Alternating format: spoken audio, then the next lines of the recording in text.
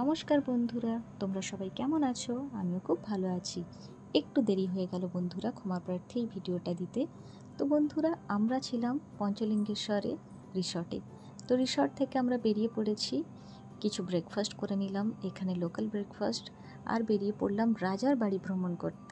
আমাদের বঙ্গ লাগোয়া উড়িষ্যা রাজ্য বরাবরই ঐতিহাসিক রাজ্য হিসাবে সুপরিচিত।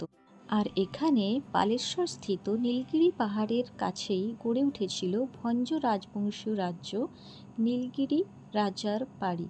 নীলগিরি রাজপ্রাসাদও বলা হয়ে থাকে। এই সেই রাজপ্রাসাদ। আর রাজপ্রাসাদেই আছে এখানে রাধাকৃষ্ণর মন্দির, যে মন্দিরে এখনও পুজো হয়। এই মন্দির ভালোভাবে আগের থেকে আরও বানানো হয়েছে। রাজপ্রাসাদ থেকে বেরিয়ে গিয়েই পাশে আছে রাজার জগন্নাথ মন্দির। এই জগন্নাথ মন্দির অপূর্ব সুন্দরভাবে এখন আরও ভালোভাবে বানানো হয়েছে। তো যাই হোক, যাতে সবাই যেতে পারেন, সবাই পুজো দিতে পারেন, তাই ভালোভাবে সংরক্ষণ করা আছে। তো বন্ধুরা, এখানে একটা মজার ঘটনা, এই যে রথযাত্রা, এই রথযাত্রা কিন্তু এখানে দুদিন এক্সট্রা থাকে।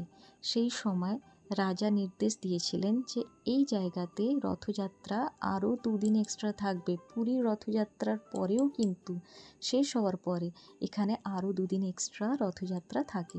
তো আমরা রথের পরেই গিয়েছিলাম, তো এই দুদিন এক্সট্রা ছিল বলে আমরা দেখে নিয়েছিলাম। তো এই হচ্ছে রথযাত্রার পথে আমরা পেয়েছিলাম মেলা বিশাল। তো এই মেলাতে বিক্রি হচ্ছিল আনারস, আমরা আনারস কিনলাম। তারপরে আমাদের খুব জোরে খিদে পেয়েছিল, তাই এসে গেছিলাম লাঞ্চ করতে।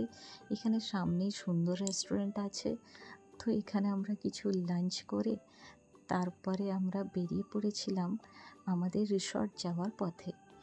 তো রিসর্ট যাওয়ার পথে আমরা সুন্দর ওয়েদারে পাহাড়ের সুন্দর দৃশ্য উপভোগ করতে করতে গেলাম ঠান্ডা হাওয়াতে। তো অপরূপ সেই মনোরম দৃশ্য যতটা পেরেছি আপনাদের সাথে শেয়ার করেছি বন্ধুরা। তারপর আমরা করে নিয়েছি কিছু ফটোশ্যুট। এত সুন্দর ওয়েদার, এনভায়রনমেন্ট, ফটোশ্যুট না করলে হয় নাকি? তো বন্ধুরা, ভালো লাগলে লাইক, সাবস্ক্রাইব, শেয়ার অবশ্যই করবেন। আবার আসছি পরবর্তী ভিডিওতে। Tata, bye bye.